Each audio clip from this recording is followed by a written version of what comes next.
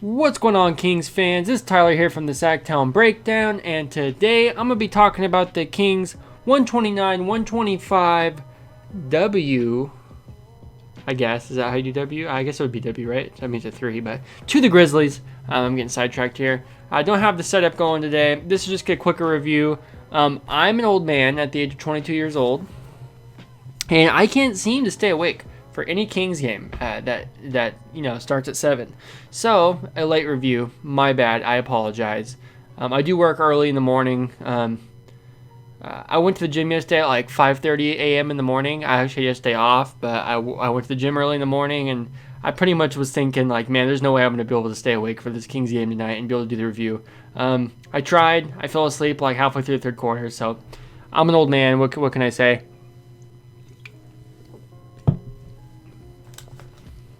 So, here we go. Let's break down this game. I actually missed the first few minutes too. I had it pause on the jump ball, and then I went and did something, and then I messed up the remote, and it turned the channel, and I thought I had it recorded, and I did, and I was like, really? So I missed like the first 2.5 minutes of the game. I started the game with the Kings winning 13-9. I didn't take as detailed notes as I normally do here. I mean, really, it's kind of nice when I don't have as much to write when the Kings are winning. It's like there's not as much to complain about. You know, it's actually refreshing coming up from the All-Star game and the Kings are winning a game. It's like, wow, you know, can we do more of this? But so Fox had a nice fake where he drove in. He drove, pump fake, and then put the layup in, and it was nice. Harrison Barnes hits his third three. Which is the first 3 I saw. Bielitsa has a nice drive where he just got to the basket, and you know Bielitsa's kind of a boss. He's like a jack of all trades almost, and he's really entertaining to watch because of that. Harrison Barnes hits his 4-3. Beautiful pass from Giles to Harrison Barnes. Grizzlies with lots of layups, and that's pretty much something that happens this whole game. It's just like a layup line for the Grizzlies. I don't know why the defense was so whack that we couldn't stop their layups, but we couldn't. Bazemore with a nice fall away jumper, and Bazemore overall, my hat looks a little crooked. Is it crooked? Bazemore overall was just balling tonight, and I Ken Bazemore is honestly to me somebody, and I said this like I almost give myself a little pat on the back here. When the Kings signed Kent Bazemore, I said that he's had an off year. He's making a lot of money. He's making like $19 million, which Kent Bazemore is playing very well for us. He's not going to get $19 million because it's like, you know, that's that summer 2016 ridiculous contracts. Alan Crabb got like $20 million a year, ridiculous. So, anyways, I remember saying that I think Bazemore is somebody that would be a good bench contributor for the Kings that we could sign long term in the offseason if he turns his year around for us and he starts playing well. And he has done exactly that. He's been shooting really well. He's been like the Iman Shumpert for us almost this year in terms of the electricity he brings, the energy, the defense. It's all there. Bazemore's a stud. So that's somebody that we should definitely be trying to look to sign in the offseason. But the Kings have so many issues right now with the fact that they can't win games, and Harrison Barnes is going to be looking like a bum here pretty soon with that beard and that. I mean, one thing I wonder about Harrison Barnes is he's just going to go all out with it and just like pick out his hair and go with the fro, because that'd be amazing. If Harrison Barnes is going to be looking homeless, because let's be real, we ain't going to get to 500. So Harrison Barnes, he just needs to go with the full-on homeless look. I mean, I want Harrison Barnes to be looking like some like homeless dude outside the liquor store at like 2 a.m. I'm ready for that. I'm ready for that look. Harrison Barnes needs to go full-on slob mode. It's going to be great if he does so. We'll see what happens. And maybe we go 500 and he shaves it and he looks like a clean-cut, nice gentleman. Who knows? But I want to see him look homeless. That's just going to be part of the entertainment for me. Anyways, that's way off topic. Okay, so Bazemore's been a beast this year. He's somebody that we should sign for, I don't know, what was the Trevor Ariza deal? 2 years, 25? Maybe something like that, like something along the lines of the Ariza, Dedmon, Corey Joseph deals. Maybe 3 years, $30 million, $10 million a year.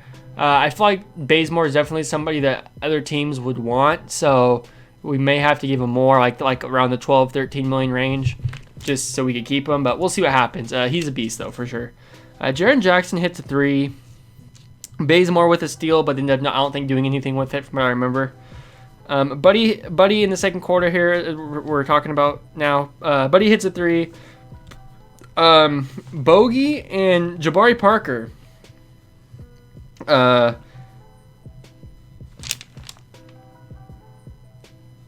Oh, that's weird. I cannot read my writing sometimes. I apologize. Bogey and Jabari Parker had a nice little two-man game where, like, Bogey would get a screen from Jabari Parker. Bogey would come around the screen, see if there was something there. No. Pass it back to Jabari Parker, and he would come around the other way, get the ball from Jabari Parker, another screen. They had a nice little two-man game going where they kept, like, trying to get the screen and trying to establish something, and it was nice to see. And I'm going to be honest with you guys, and I'm somebody that didn't think Jabari Parker had much of a chance to be anything. And, like, you know, as a King, I'm pretty much like, to be honest with you guys, I don't really like Jabari Parker's face. I don't like his, and that sounds messed up. I don't like his, like, attitude. Just, I don't know. I don't want to be a jerk. I kind of regret saying that because that's not what I meant. It's not that I don't like his face. I just hate looking at him. It's just that, like, he comes off as a little Wigginsy to me, where it's like, you know, Andrew Wiggins just seems like he don't really care. And I kind of get that feeling from Jabari Parker. Now, Jabari Parker is somebody that's been dealing with injuries his whole career, and honestly, it's like, yeah, Jabari Parker probably deserves to be more pouty than Andrew Wiggins. But at the same time, you're an NBA player, you're making millions of dollars, you know, you shouldn't be pouting. He's only 24 years old, which is crazy. So it's like, I definitely think Jabari has something in the tank. I just don't know what it is because, like, he's not that great of a three-point shooter. He's more of like an inside mid-range scorer. He's almost like Carmelo Anthony if Carmelo Anthony was not dynamic at all and didn't have an outside shot. So basically, he's not Carmelo Anthony. But I can't really think of any way to explain Jabari Parker's game. But my point I was making is Jabari Parker might set the best screens on the Kings already. Jabari Parker was setting some nice screens, and he, like, goes like that and stands there. He doesn't do anything ridiculous. He doesn't lean. He doesn't get an offensive foul every time like Harry Giles or Marvin Bagley. It's like, wow, this dude actually knows how to set a screen. It's amazing. It's shocking. It's like, wow, somebody on this team can set a screen. So I do like Jabari Parker's screen setting abilities. Not that that's going to make him an all-star anytime soon. But you know, it might someday. Who knows? I doubt it. But the thing is, like, when I see Jabari Parker, he, first of all, can't play any defense. He's one of the worst defenders in the league. Don't get it twisted. He sucks on defense. Offensively, like, I see Jabari Parker as somebody that can come in off the bench. Him and Bogey can get some scoring going. Maybe you have Jabari Parker playing with a more defensive lineup. Maybe when Jabari Parker's on the floor, you also have Corey Joseph on the floor. You have Bogdan on the floor. You have, I'm trying to think of, like, we didn't really have, like, a really, I mean, Rashawn Holmes would be our best big man, but he's out of there. But you take your best defenders, place him with the best defenders on the team, and then it will kind of hide some of Jabari Parker's, his bad defense. And maybe he can contribute with his scoring. Maybe he can have games where he's getting it going. Tonight, I don't really base his scoring on much tonight because, like, he seemed like he was obviously forcing it. Like, he just felt weird in the offense. It seems like he just needed a game where he just, like, he got blocked twice where it was just like it was a layup that wasn't even close. Like, he was just going to get blocked and there was no way he was going to make the dunk or layup or whatever it was. But, like, I just think he probably needed a game to, like, you know, just get a game in. You know, have a game where he tries to score and it just didn't work, and he just needs to get in with the flow of the team. So that's understandable. But defensively, he's bad. Offensively, he's salvageable. He sets good screens, though. So, anyways, that's my little rant on Jabari Parker. Bazemore, he was tearing it up, like I said. Fox with a nice pass to Bogey for the score. Jabari Parker forcing things a little too much. Harrison Barnes hits another three. He's 5 of 5 from 3 at this point. Harrison Barnes with a fadeaway jumper. I think he had 18 points at that point, or 19. I don't remember. Fox with a 3, Buddy with a 3, Harrison Barnes with a buzzer beater 3 going into halftime. Who was it beautiful? And I believe he was 6 of 6 from 3 at that point. So he had maybe 20 points at halftime. Going into the third quarter, Fox starts off with a layup and 2 threes. Harrison Barnes with another 3, 7 of 7 from 3. It was beautiful.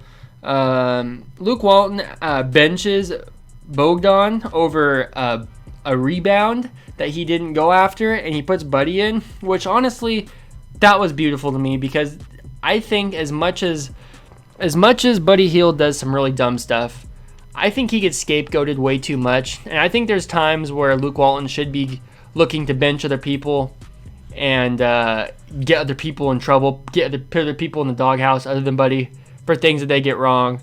And I think he was right to do so. So, I'm happy that he benched Bogey and put Buddy in, just because it's like, I think Buddy, maybe it's Luke Walton's way of giving him tough love and I expect the most from you, so I'm benching your ass when you don't do the right thing. But I think I think Buddy gets shit on a little too much, to be honest with you. So I'm glad that Bogey got benched and Buddy got put in for the change. Bielitsa to Parker with a nice pass for the dunk by Jabari. Jaren Jackson Jr. with a 3. Fox to Buddy with a dunk. Another Jaren Jackson Jr. 3. Man, Jaren Jackson Jr. This man can throw up 3-pointers. His shot is super weird, because it's almost like he shot puts it. It's he lunges at the basket and he's just ugh. It's honestly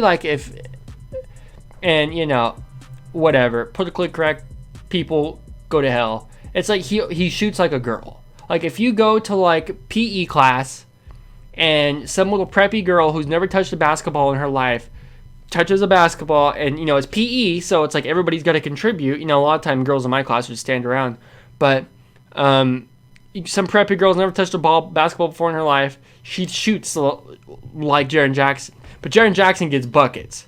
It's crazy. He makes all of his. Now, he doesn't make all of his threes. He did miss some. But Jaren Jackson's a stud, though. Jaren Jackson can get buckets from 3. It doesn't feel like a gimmick when Jaren Jackson shoots threes. A lot of big men, Anthony Davis, I'm okay, whatever, you can shoot the 3. Or Joel Embiid, it's stop shooting threes. When Jaren Jackson does it, that man shoots it with confidence. He shoots it from anywhere behind the 3-point line. He doesn't look like he's nervous. He doesn't look like he's not confident. That man chucks at the 3-pointer and it goes in, and it's crazy because he shoots him like a shooting guard. He gets the ball and fires it like Klay Thompson, but it goes in. It's amazing. Now, he did miss some later in the game, but when it's on, it is nice to watch. Harrison Barnes finally misses a 3, and he will not make one the rest of the game. So RIP to Harrison Barnes, 7 of 7 from 3. Too bad it couldn't be 8 for 8. Grizzlies always sticking around, though, in this third quarter, and Bielitsa in the third quarter with a 3. Quarter 4, we got Bazemore with a 3. Buddy dunks, then dunks a block. So Buddy dunks the ball, whatever, going back. I forget who blocked it. Somebody blocked it on the Kings and blocked the Grizzlies shot. And then Buddy gets the ball and dunks it again. I was man, that was a nice couple plays there. Corey Joseph with a 3. Too many drives all game, though, like I already touched on. The Grizzlies just getting buckets nonstop, just dribbling right to the basket. Bielitsa missed 2 free throws, which is really rare. Bogdan draws a foul. Harrison Barnes has a shot goaltended, and that's 32 points at that point for Harrison Barnes. This man was filling up the bucket, and I believe that's all he scored. Giles with some nice D. Harrison Barnes misses a 3. Kings with some sloppy play. Harrison Barnes and Buddy both missed 3s. Corey Joseph makes a 3. At that point, it is 115 to 111. And this team, the Kings are giving up the lead. And that Corey Joseph 3 is essentially what, kind of saved us from certain death. John Morant scores. Fox with a jumper. Fox with a foul on John Morant, which gets reviewed and overturned. That was not a foul. I was actually shocked that the refs looked at that. That it got reviewed and overturned because Luke Walton challenged it, but it was I feel like that's a play where the refs don't want to admit that it wasn't a foul. It's they got it wrong, and I think they review it in Secaucus, right? That's not the actual refs reviewing it. But I just didn't think that it was going to get overturned. It definitely wasn't a foul. It was right to be overturned. I just one of those plays where I just felt like it wasn't going to happen, and it did, so I was surprised. Fox then comes and hits a 3, which was nice. Offensive foul on Jaren Jackson Jr. Bazemore gets a foul called on him for three free throws by a Grizzlies player. I want to say it was Dylan Brooks, maybe. Non-existent. That to me, that foul was nothing. And then granny shot shooting foul. I'm actually, that's it. Kings win 129 to 126 or whatever I said it was. Let me find it. But I'm gonna go on a little rant here about the refs. 129 to 125. And let's talk about refs and the NBA as a whole here. Real quick, I don't want to make this too long and drawn out, but the fact of the matter is, the NBA is ridiculous. Nobody wants to sit around and watch 15 seconds of basketball being turned into 15 minutes of basketball because these refs want to take over the game. They called a foul.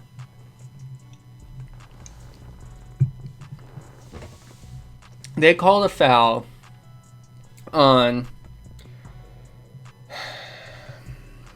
the Kings where the player on the Grizzlies had the ball below him like a granny shot, and then he, flailed his arms like he was going for a shot, and they called it a shooting foul. But he was way behind the three-point line. They called it a 2-point shot. Grant Napier was like, wait, first of all, that definitely wasn't a foul. And even if it was a foul, it would be 3 points, not 2, or 3 free throws, not 2, because the ref called 2 free throws. So none of it made sense. These refs ain't got a clue what they're doing. The refs try to take over the game at the end. They tried to screw the Kings over, and I'm not someone that's like conspiracy theory, the refs don't want the Kings to win. But this game was ridiculous. They were calling all these little tic-tac fouls on the Kings that were just non-existent. The De'Aaron Fox foul was terrible. That got overturned. The Bazemore foul was dumb. Maybe Bazemore couldn't have barely nicked his arm, but come on, that's not a foul. I mean, that's ridiculous. And then the granny shot foul was like, really? That's what we're calling fouls now? That wasn't a foul, for one. And two, how was that even a shooting foul? And then they reviewed it and still called it a shooting foul. I didn't get that. That made no sense to me. I didn't understand it. And then there was also the foul. Fox fouled Morant. Oh no, it was I take it back. It was the one that they overturned, but they made it a jump ball. I take it back. I was thinking there's 2 different fouls there. But it's just these refs really were just like, we don't want the Kings to win. It was ridiculous. And do I think the Kings come out there and say, oh, we don't want the Kings to win? No. But I mean, that was just like, really? Like, why are we doing this? Why can't we just end the game? And the NBA, you want to know why a random Thursday night football game gets twice the ratings at least than the NBA Finals game does? It's because of stuff like this. Why is basketball got to be so tedious, drawn out, no contact, everybody gets a foul called on everybody? It's dumb. The NBA's got to really fix their product because stuff like this, stuff like big men shooting threes, which I honestly hate besides Jaren Jackson, and that's me being dead honest with you. Jaren Jackson shoots threes like a stud. Everybody else, you can just not shoot threes, please. As far as big men go. Stuff like that is why the league is failing right now as far as ratings, because nobody wants to watch big men that are 290 pounds, 7 feet tall, be run into by like De'Aaron Fox, and then they flail onto the ground. It's like, it's embarrassing. What are we doing? Come on. Like, there needs to be a serious culture shift in the NBA.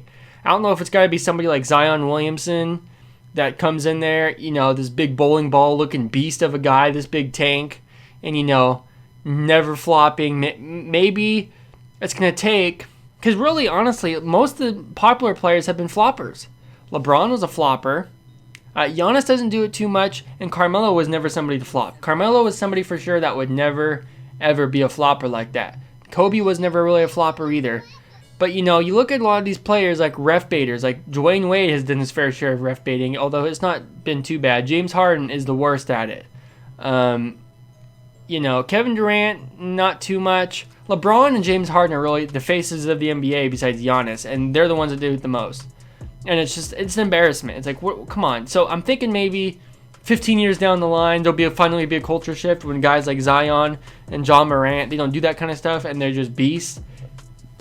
And maybe it takes kids looking to those young guys that, you know, play out their careers, and guys like Giannis that don't play that kind of a joke game, and maybe the game gets better. You know, honestly, and really what the NBA needs to do is implement defensive rules that allow players to actually play defense, and that'll make the league 100 times better.